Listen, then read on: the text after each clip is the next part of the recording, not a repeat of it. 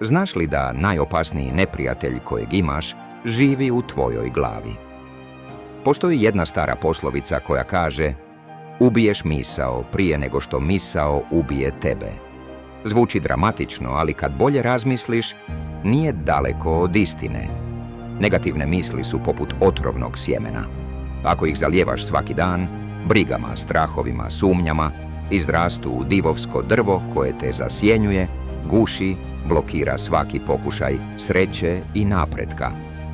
Zamisli da ti netko svaki dan šapće na uho: nisi dovoljno dobar, nemaš šanse, sigurno ćeš pogriješiti. U početku ih ignoriraš, ali kad ih čuješ dovoljno puta, počneš vjerovati. I to je ono što te ubija iznutra. Ne ljudi, ne život, nego tvoj vlastiti um. Ali postoji način da prekineš taj začarani krug. Svaki put kad negativna misao dođe, zaustavi se, doslovno. Reci sebi naglas: stop, ovo nije istina. Postavi pitanje: što ako nije tako loše? Što ako mogu uspjeti? Ako želiš, zamisli svoje misli kao vrt. Svaka negativna misao je korov. Ako ga ne iščupaš odmah, raširit će se.